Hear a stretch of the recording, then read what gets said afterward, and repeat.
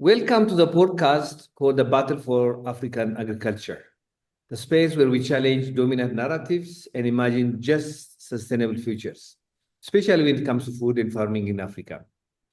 Today, we are joined by Dr. Michael Hansen, senior scientist at Consumer Reports and longtime expert on GMOs, gene editing, and food safety. Dr. Hansen has spent decades advocating for science-based regulation, transparency, and public interest in food systems.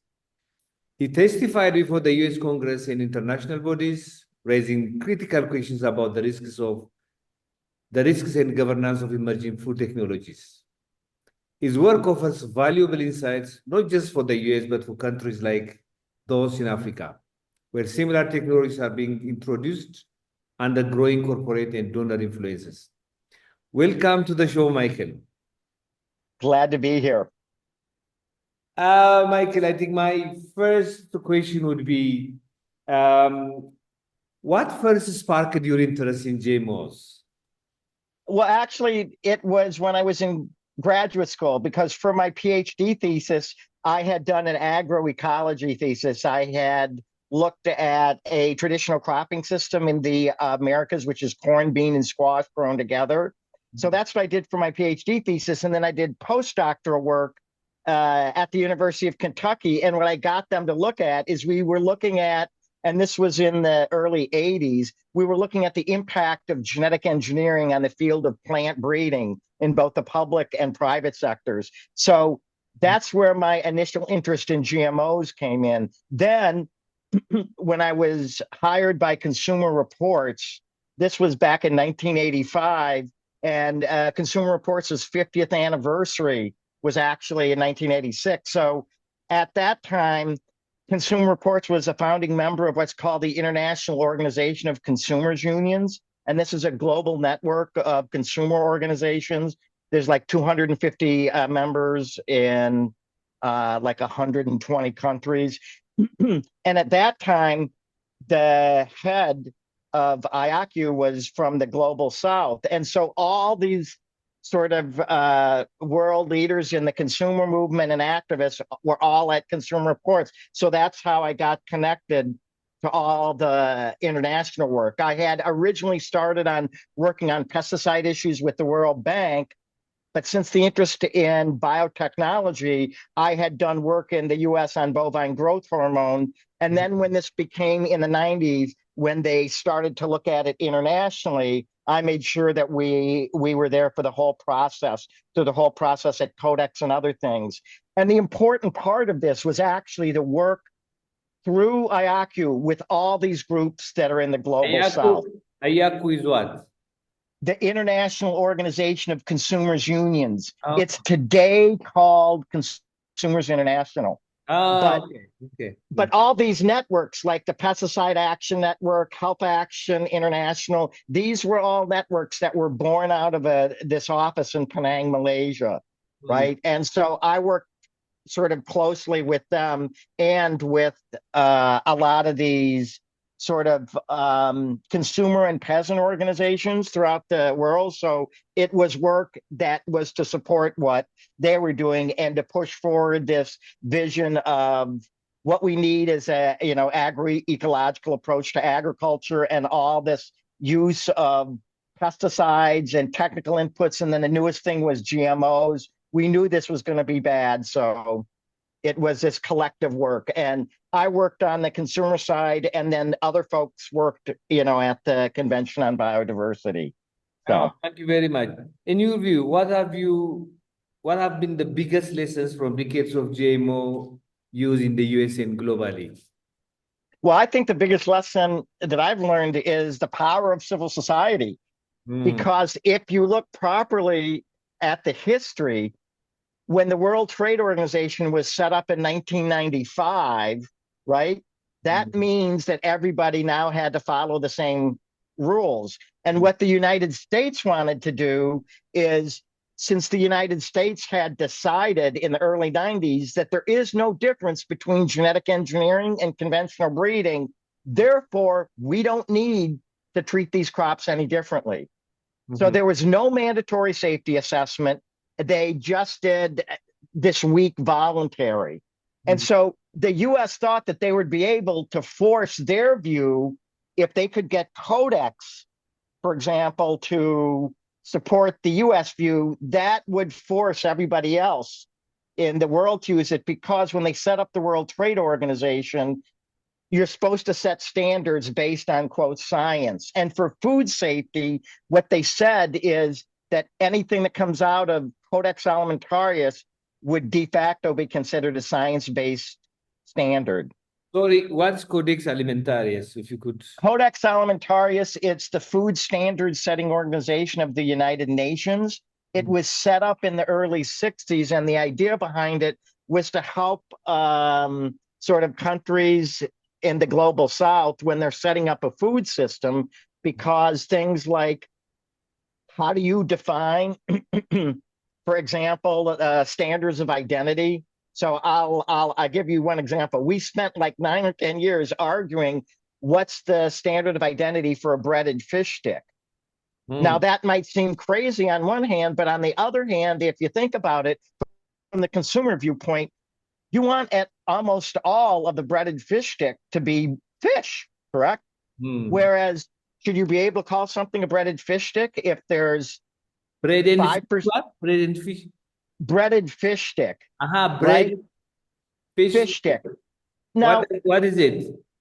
Well, it's just something you eat, but the issue here is that they argue about was how much fish do there have to be in that to call it a breaded fish stick, right? Because from the consumer viewpoint, you want it to be 80 or 90%. Could you call something a breaded fish stick if 5% was fish and the rest is so standards of identity and things like what's a safe level for all these chemicals, that takes a lot of sort of science and regulation. And so if these countries could just go and look at what was suggested at Codex, because these Codex standards were all voluntary, right? It's you can use what you want. But then once WTO is set up, Codex now becomes a de facto link to WTO, since they're considered science-based. Whatever Codex could say on something, if a country could meet that standard, then if they were challenged in a trade challenge, they could win it. And so what the US had wanted to do was get Codex to say that, no, there is no difference, right? And so that means if countries decided to require regulations, US could take them to WTO and say, this is a non-tariff trade barrier. Well, it turns out this was an 8-year process, and Consumers International, with representation from all over the world, we were able to actually defeat that, so that they did come out at this ad hoc task force on foods from modern biotechnology, and they basically said, yes, genetic engineering or genetic modification is different than conventional breeding, and there should be required safety assessments. And then at the same time that Codex is doing that,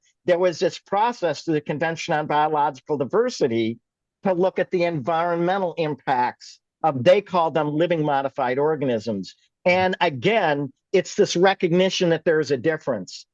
Yeah. So the CBD was looking at the environmental part, and Codex was looking at the food safety part. So it was very important for us to be able to say, yes, there is a difference. So the US actually lost on that case. And then they also fought in the Codex Committee on Food Labeling for 17 years. There was this fight that they did not want any labeling guidelines to go through, because again, their argument was, since there's no difference between genetic engineering and conventional breeding, if you would put a label on something saying it's GMO, well, from the US view, that is a misleading label, because it's implying a difference between a non-engineered or non-modified, right?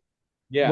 When the US says there is none. But again, they lost that one, and we were able to get a document through that said countries can label either like Europe, which you label everything, regardless of whether you can detect the foreign DNA or not. If it is derived from a GMO, it has to be labeled. or you can do it like some countries where they will require labeling if you can detect, DNA from the GMO. And then there's the US way. So when the Codex Committee on Food Labeling said you can do any of these, that means a country that decides to do full labeling, again, the US would not be able to challenge that at Codex. Okay, that is what that's one achievement, the achievement of consumer society, the consumer movement, the civil society movement. But what about the actual use of GMOs? Well, it is just like what some people such as Pat Mooney had predicted in the late 70s or early 80s, was that they would develop crops that would require companies' proprietary chemicals on them. And I actually was quoted this because when I was doing this postdoctoral work, I wrote a paper that was published in Bioscience in 1985, and we had tried to reference Pat Mooney making this claim, right, that they're going to just develop these. And it was interesting. All the reviewers said, no, you can't quote that. That is such an extreme view. That is never going to happen. And that's exactly what we see. 40 years later, basically, the main GMOs on the market, it's like 70 to 80%. It's virtually all herbicide tolerant crops, glyphosate tolerant, or glufosinate tolerant. And now there's dicamba tolerant and resistance to all these herbicides, and then this BT. So there's really only a couple of traits, even though they claim that they were going to make food that was more nutritious, or plants that would fix their own nitrogen, or that would be, tolerant to drought. They made all these wonderful predictions, but the only thing that's out there are basically these crops that require, companies' proprietary chemicals. So that was the sort of bad thing that happened because, and one other thing I'll say, since the one other thing about WTO is that you need to realize is in 1980, the US, our Supreme Court, by a 5-4 decision, decided that organisms, that you can patent them. Nobody else in the world had agreed to this. The US did that. And once WTO was set up, there is a provision that's called intellectual property rights. And as part of that, countries would have to have some kind of intellectual property protection or patent protection on living modified organisms or GMOs. And that is actually something we fought against and lost, because now that they patent these GMOs, that's what led to all the pesticide companies basically buying up seed companies, because they could see that this is, oh, look, we can sell somebody a seed and make them use our chemicals on them. Yeah. Right. So that's one big loss, because personally, I do not think living things should ever have been allowed to be patented. And I think that has driven the sort of industry to do all these sort of bad things. Thank you very much. What promises did GMO make, and did they deliver? Well, initially, before products came on the market, they told us that there were going to be, for example, plants that would fix their own nitrogen, crops that would be more nutritious, that would be better for consumers to eat, crops that could yield well under drought conditions. Yeah. They made all these wonderful claims. And the critics who had said, no, you're just going to create something that will require chemical inputs, that was considered crazy, but that's exactly what happened. Yeah. Okay. What patterns have you seen around pesticide use, seed ownership, and farmer livelihood? Well, this is the other bad thing is, since the GMOs could be patented, right? And you could make them so that they required a company's proprietary chemicals, that made these seed companies very interesting for the agrochemical companies to buy up. So what you saw is a concentration, not only in the ag chemical market, but also in the seed market with these ag chemical companies buying up the seed companies. And since they make these pesticides, that's what their interest is in producing these seeds, not necessarily ones to be, more nutritious or anything like that. It's so that they can make more money. And since now you can patent seeds, what they did in the US is when they did this with soybeans, they literally, it became a crime for farmers to save soybeans to replant because most farmers save seeds to replant. That now became a crime in the US. And since they allowed patents on GMOs and they forced all these other countries to do this, that started to mean that these other countries would pass these plant breeding laws where they would even could require some kind of intellectual property protection or patent-like protection for conventionally bred crops. So that means that they could turn around and literally tell farmers that those seeds you've been saving all these years, that's now our intellectual property and you have to pay us. And I think that view that the US had put out, that actually in direct response to that is that's when you started to see the rise of the food sovereignty movement, of peasant movements and other, consumer and other organizations saying this is not the way things should go. And the local folks saying, no, we need control over our agriculture because over the last 40 years, back then, people didn't think that pesticides or these things were a big deal. Whereas now everybody recognizes that all these chemicals that are in our food are bad, that many of these herbicides have adverse effects, not only on the environment, but on health. And all that the GMOs did, like with glyphosate, is that was an herbicide that kills all weeds, but it also kills crops, so you couldn't spray it. But engineering glyphosate resistance now allowed that to be used on a massive scale all over the world. And we've seen the adverse health effects that have come about because of that. And as I said, that has triggered the response from the Global South and from more organizations to push more for food sovereignty, both at the national level and then at the international level. Excellent. That's it. So how have the regulatory systems responded or failed to respond to the challenge of GMOs? Well, in the US, they completely failed, but at least at Codex, we were able to get this idea through that there should be required safety assessments. So many countries in the world, they do require those safety assessments because they want to be consistent with Codex. I would just argue that the safety assessments they're doing are incredibly poorly designed and don't really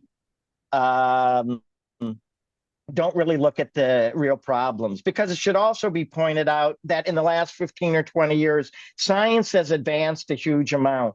So the kind of questions for both food safety and environmental issues for GMOs, we now know what the proper questions that should be asked. And those are not the same kind of questions you would ask with a normal ingredient being put into foods.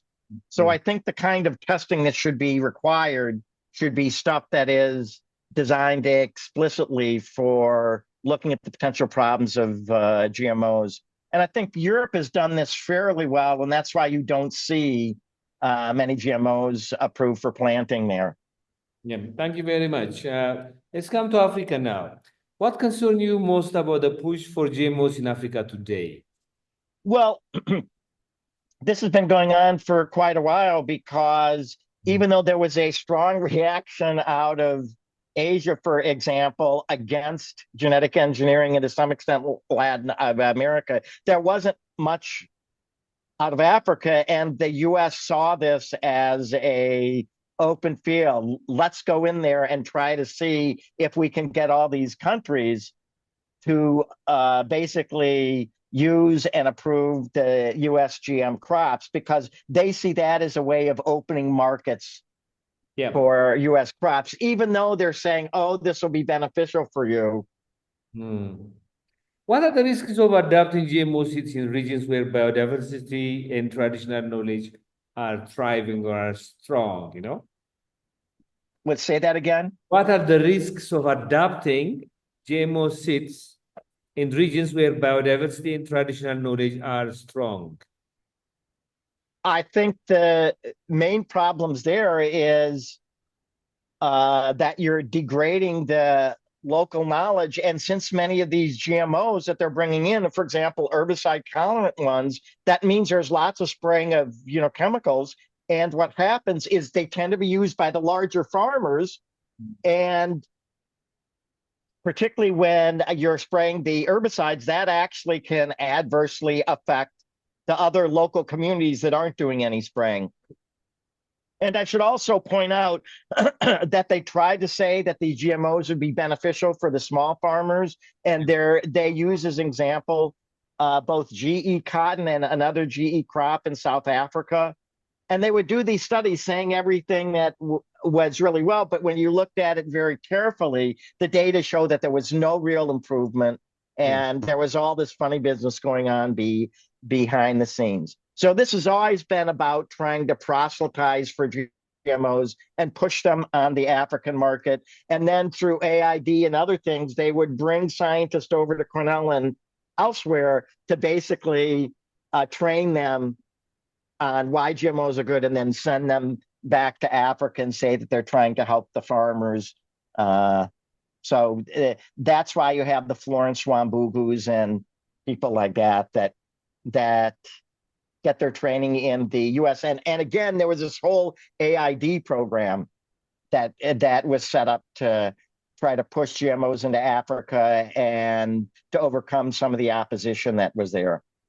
No, you're absolutely right. I mean, some of the arguments here also, in Ethiopia, for example, we have varieties of cotton, diversity of cotton. As you know, there is knowledge associated with the diversity. So there's not only that, there's a cultural practice, a cultural experience. So when you bring in a seed from outside, then when there is a focus on that crop only, then there is the erosion of the seeds, erosion of the culture of people. Right. Not only does the genetic diversity erode, but the really bad thing is when you engineer a crop, not all varieties are susceptible to the engineering process. So with the cotton, when you look at those, the engineered cottons that they were producing were actually of lower quality in terms of the length and everything than the indigenous cotton that was already being grown there. So why would you decide to grow a lower quality cotton? Right. So it's an inferior product, but I think when it does come into an area, it can not only disrupt local knowledge, but if there's pollen flow, it can actually contaminate local crops. And that's not what would you say a good thing. Every time we go against GMOs, the argument that they bring against us is you are anti-science, it's GMOs are advancement, GMOs are new technologies, and the population is increasing, and climate change is an ever-existing problem. So we need to produce new seeds which can adapt to the all changing contexts. And but as an anti-science, why would you say that to them? My response to that is no, it's actually the GMOs that look at less of the science, because we know that ecosystems and crops, you need to look at them as a whole. If you're going to do agroecology, you need to understand all the interactions that are going on in a field. Whereas with genetic engineering, by its very practice, it's a very reductionist thing, because it's saying, oh, I can change one gene in a plant and I can get something that I want, and not think at all about, oh, what other reactions are there going to be? Right. And so what they're doing is they also see these genes that they're moving in as silver bullets. So rather than understand the entire ecosystem and ways to manipulate it to get what you want, right? What you're doing with genetic engineering is a silver bullet approach. We'll just look at one thing. I would argue, that's far less science. Yeah. Because you're ignoring all the local ecology. And if you look over the last 30 years, all the work that's been done in organic and what we understand by agroecological interactions, like in Africa, agroforestry and all these other things, when you're looking at, and most indigenous people and local farmers, they look at systems as a whole, because this is something that they've evolved with through many, many years, right? So these are systems that are, it's sort of like an ecological system. And so you have to understand what happens when you make changes. And biotechnology is just the exact reverse of that. We don't need to understand any of these things. This, herbicide tolerant crop or this BT cotton, this will solve all your problems.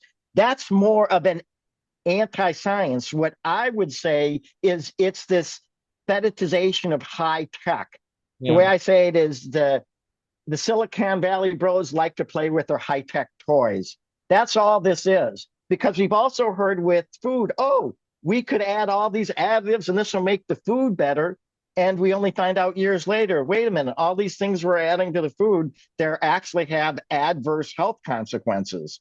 But we don't realize that until 20 or 30 years later, until the science gets done. So I would argue that the GE approach is actually very anti-science because it ignores all the interactions and it doesn't look at the system in a holistic way, which is what we realize what actually needs to be done. When you're looking at farming systems or regions, you have to look at not only all the biological stuff, but also how people interact with each other and all the social relations. Because sometimes with GE, they'll bring it in, and if all that does is make a few people very wealthy and all these other people impoverished, that's not good for the overall community. Right? So you need to look at things in a more holistic way. And I would argue that's exactly what agroecology and food sovereignty does. And GE doesn't. So it doesn't look at all the science. It actually takes this very narrow view. And so this argument that our side is anti-science, as I would say, that's incorrect.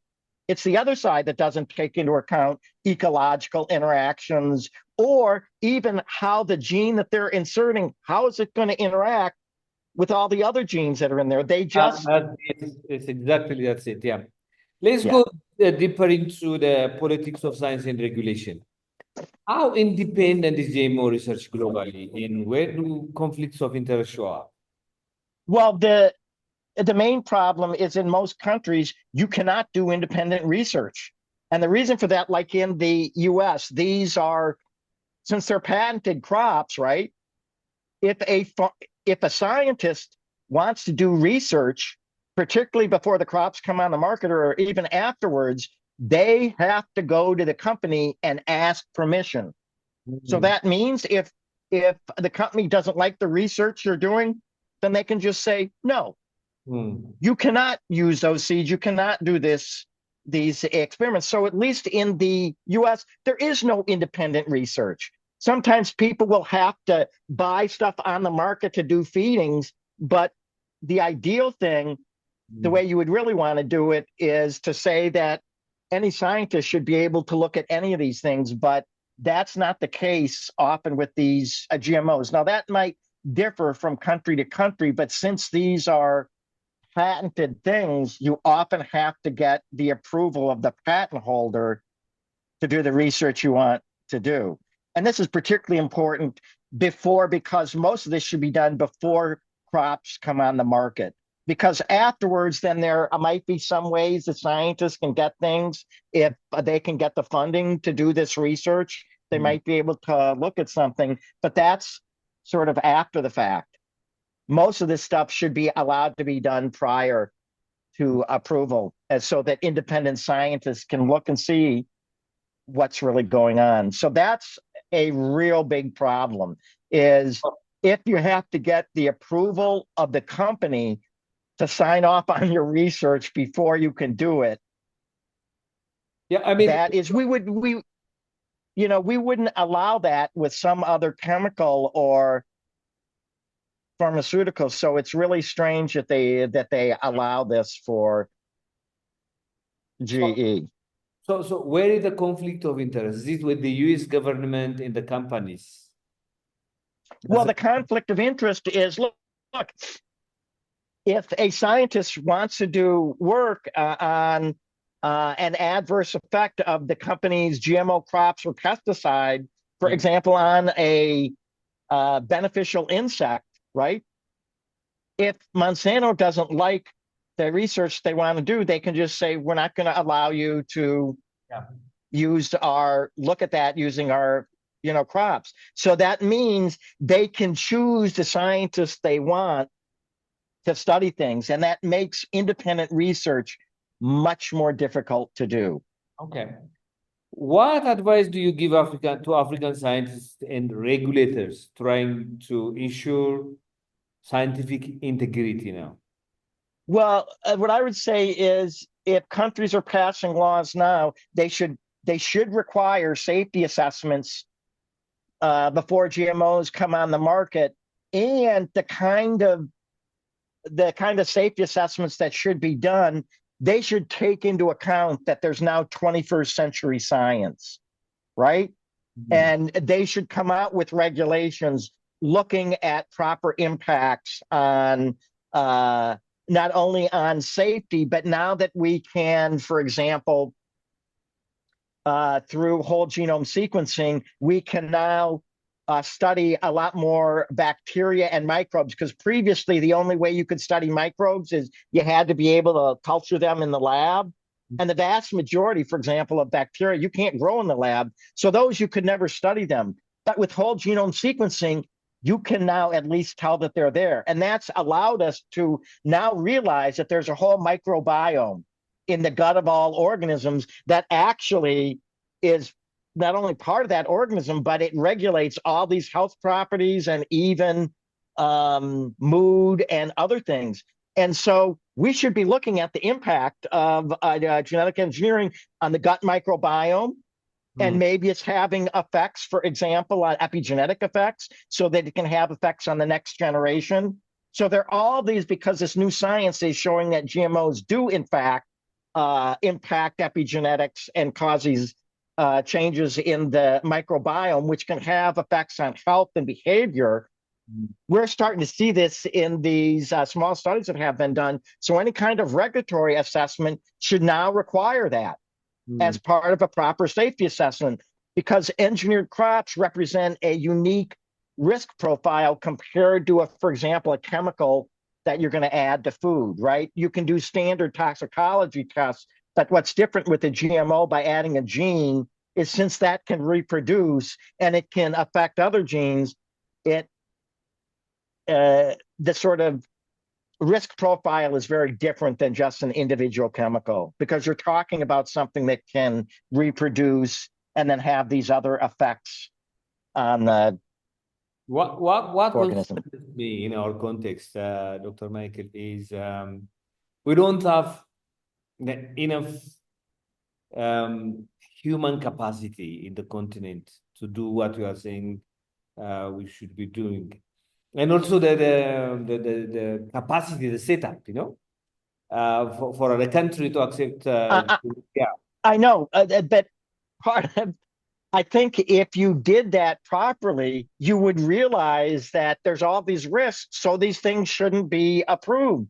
Because any of the things you want to do, we've shown, for example, the drought tolerance, they keep on trying to do that with engineering. They end up with problems, or that they don't yield differently. Well, wait a minute. There's all these varieties, whether it's wheat or that are already drought tolerant. You go to the communities where that's known. And so you can use local knowledge to help, create things. And so that's what I think one of the biggest problems with biotechnology and GMOs is the opportunity cost. It's all the money that was wasted going into that area, when if that money went into agroforestry or agroecological approaches that are consistent with food sovereignty, we'd be in a much better place. And so all I'm saying is that if you're going to regulate these things, have a strong regulatory process so that hopefully you can keep them out. Because when you look at the rest of the world, you haven't seen much real benefit. It surely hasn't helped small farmers at all. Yeah. I mean, what you said about fetishizing of technology answers this. Um, let's go to philanthropic organizations like foundations like Gates and others and multinational corporations. What is the role that they play in shaping GMO narratives in Africa? Well, the way they see it, what's interesting to me about the Gates Foundation is some of the medical stuff they're doing is interesting, but the problem with them is their whole viewpoint, since this is Bill Gates, is he comes out of technology. So his whole view is that technology is the answer. Yeah. Right. So that means they're pushing a lot of these genetic engineering approaches. But I do think if they find out that they don't work, they might switch to other approaches. So, for example, with the GE mosquitoes, right? Yeah. They're trying to develop that. Well, but it turns out you can use, there's a non-GE approach, and that is using naturally occurring bacterial Wolbachia, right? Which those are bacteria that naturally can actually do sex selection and all sorts of things. And they're now realizing, actually the UN has done this through Asia, that they can partly control dengue, not by using these engineered mosquitoes, which don't seem to work, but by using this Wolbachia approach. Well, the problem with that is Wolbachia, since it's naturally occurring, you can't really patent it. Yeah. So there's not a bunch of money for people to make. Yeah. But since that technology appears to be the better one, we see that spreading more compared to the GE technology, which never seems to work. And they're always trying to get, changes to that. Yeah, we've referred to this. Let's go to food sovereignty rights. How do GMOs impact farmers' control over their seeds and farming systems? Well, GMOs, by their nature, they take the control away from the farmer. Yeah.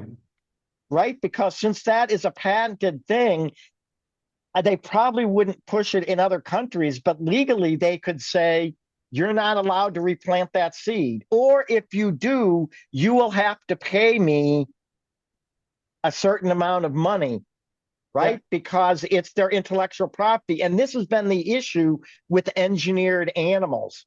Yeah.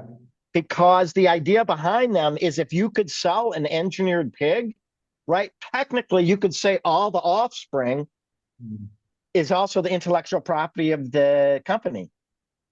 So that means that the farmer would have to pay the company. And it's just antithetical. The use of GMOs and patented things is completely antithetical to farmer control over their own seeds. Yeah, I mean, do you have a comment about the link between GMOs and erosion of food sovereignty? Well, that's what GMOs do. They're trying to take control away from the farmers to give it to companies to sell inputs, right? And so they are trying to do that, but there has been this massive pushback. It's to the point now that many of these larger companies, I've met with companies that are being set up by people that used to work in the like for the chemical companies, and they're now trying to come up with these non-GE approaches to things that they can sell because they've realized, like in Europe, that this stuff is never going to go. So I do think that in the future, I don't see there being a huge market for these GMOs because the only ones that they can really get to work very well are the pesticide-related ones. Yeah, yeah. Oh, thank you very much. Let's go to emerging technologies and new GMOs. Are new gene editing techniques like CRISPR different from older GMOs, or are the concepts similar? Well, actually, even though it seems like they might be better, because the problem with the first generation of GMOs is you would often have no control over where you were inserting the gene into the genome. So that could cause all this disruption. The gene editing techniques, they're supposed to be far more precise so that you can do these precision edits. So that immediately caused people to think, oh, these will be far more exact.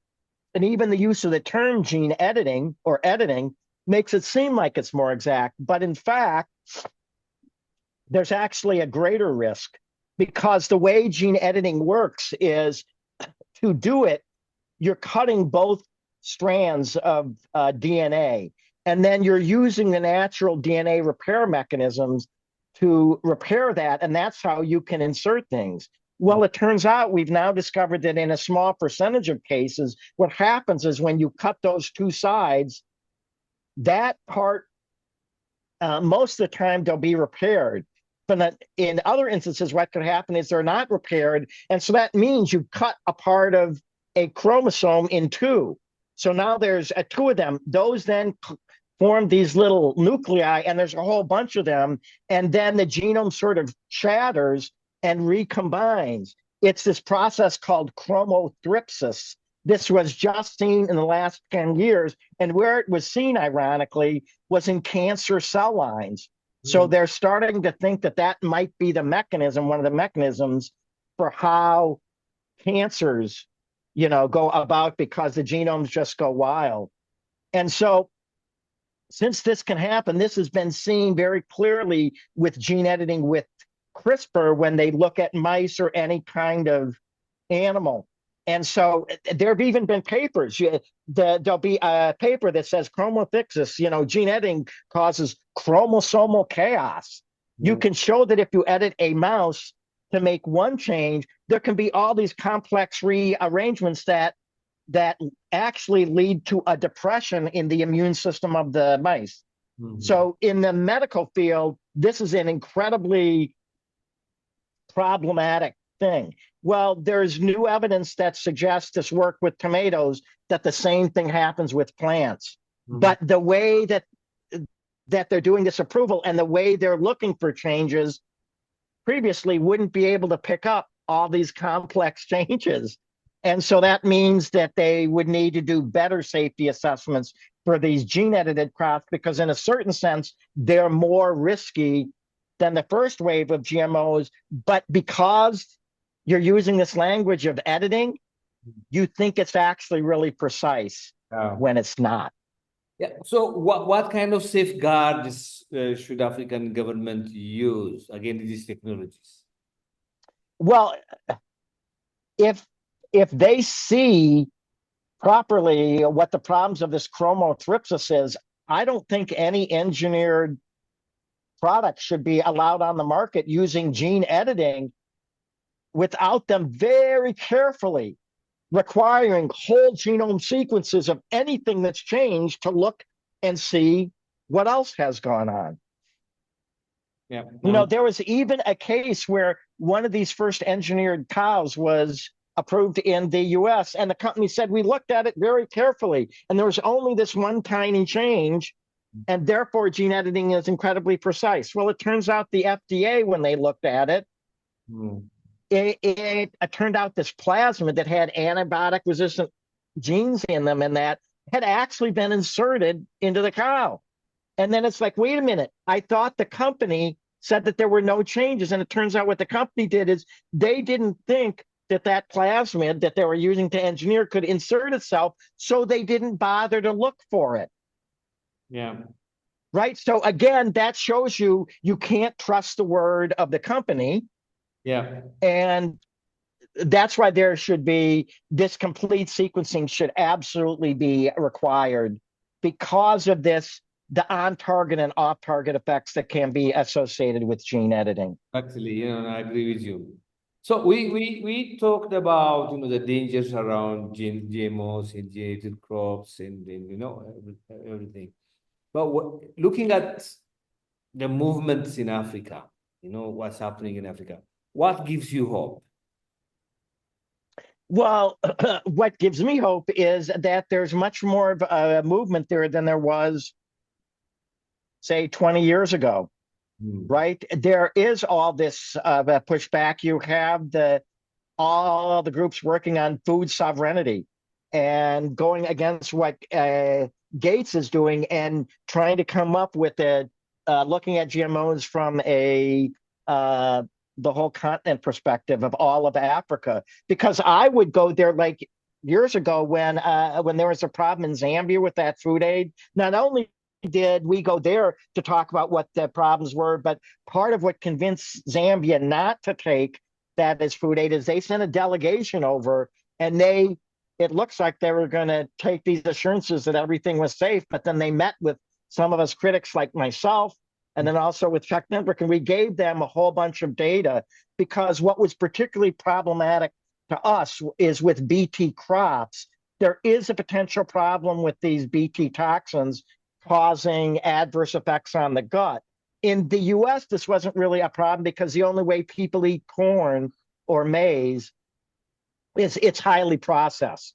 Whereas in Africa, you'll often eat it in a very unprocessed form. So that means you might be being exposed at much higher levels to some of these delta endotoxins, which is not necessarily a good thing, because there is evidence that there are these immune system effects. Let's say you are, I brought you to Africa, and in a big hall, there are thousands of African youth listening to you. What would you tell them about demos, science, and power? What would you say to them?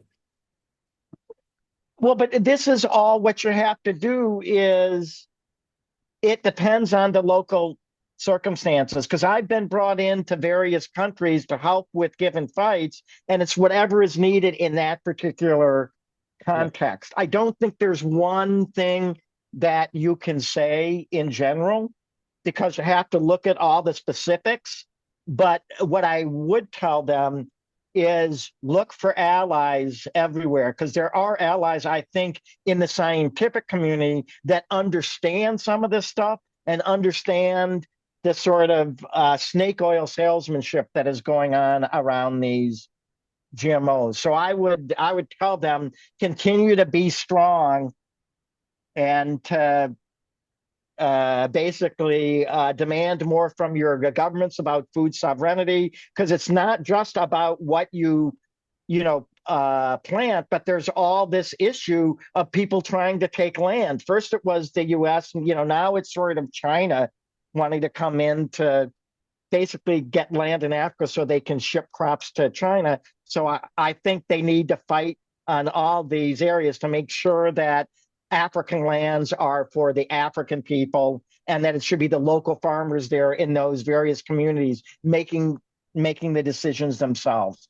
And what I would tell people is it would depend on what your specific circumstances are. I mean, I do have skills that I can use, and it always needs to be done in support of what is needed. I was referring to them, for example, the BT toxins. Do you have a BT experience in Latin America, in Asia? And you know that the Mexico government has decided to block GMOs, the growing of GMOs in Mexico, to protect the maize. So there's so many Africans eat maize right. And there's other ways to control those pests that they want to bring in. There was SIPI, right? Developed this whole push-pull system, and in fact they were against GMOs, and that's what led to the ouster of one of these people that was head of SIPI. They made him go back to Switzerland because he said no, GMOs and these BT crops, they are not good for Africa. He even likened them to a drug dealer wanting to give out those seeds for free and saying, we won't charge patents, we won't charge these things. But then after you start planting them, they could change their mind down the road. So there was literally all these threats put on. The Syngenta Foundation did all this pressure to get that person out of Africa because they opposed their machinations. But I would point out that local opposition on the ground in many of these countries has still continued to stay strong. You're talking about And I think the, yeah? research is showing that these alternative approaches, whether it's agroecology or agroforestry or the push-pull system, they work much better than any of these engineered things for not only increasing yields, but increasing the livelihoods for the farmers, because again, they're in a system, right? So that you can change different parts of it. Dr. Michael, thank you so much. This was very much illuminating, and I've learned quite a lot from here. I'm sure this will be the beginning, and I will come back to you again and again for more insights from you. There's a lot of wisdom. You've been fighting over 20 years. You're doing a lot of research. I think we haven't even scratched the knowledge I that just you have have to about this. correct you. Yeah. It's 40 years that I've been Wow. fighting. Look at this now. Double. But yes, but because there was actually in the mid to late 80s, there was actually this meeting that happened in Malaysia, and many of the movements, the pesticide action movement was there, the infant baby food action network, and each of those areas we saw the problems of GE. In the pesticides, they said they're going to use them to create crops that will require pesticides. IFAN was concerned that, they're going to develop substitutes for human breast milk, like engineer cows so that their milk looks more like human milk, so they can use that. But there was no way to sort of get things going at the grassroots basis, because all of us saw this as a problem. But since there weren't products on the market yet, it's hard to sort of get this resistance going. Yeah. Finally, once the products came on the market in the 90s, then that all happened. And that's why I think it's also good that at the global level that there are these and I think this is happening with the biosafety protocol, that there are these sort of forward-looking horizon scanning, I think what they call it, looking for what new technologies might be coming in. Because I think besides GMOs, we have to be concerned about digital agriculture and all the digitization of data. And it's not just for the crops. They're now talking about they can get all this data from the soils and everything. And so they're trying to get indigenous people to buy into this model of basically commoditizing all these forms of life. So it's really important to be looking for the future of what new technologies might come down the pike that could actually have a negative impact on not only agriculture, but on food sovereignty, because that's the only way to save this world, is through food sovereignty that is done in an ecologically rational way and that uses the best of science to do that. Exactly. Thank you so much. We are organizing a big meeting beginning first week of October on specifically on the topic that you are referring to, digitalization of agriculture, technology and digitalization of agriculture. If you are around, if you are available, we'll be happy to have you here in Addis Ababa, Ethiopia, first week of October. Please block it. I would suggest your name. Yeah. Okay. Be happy to invite you. Thank you very much. Thanks for your time. I enjoyed our conversation. And as I said, I'm sure I'll come back to you again and again. I'm so glad that I did this. Thank you very much. Thank you. Have a great night or day for you. Thank you. Yes, and you have a good evening. Okay. Bye-bye now.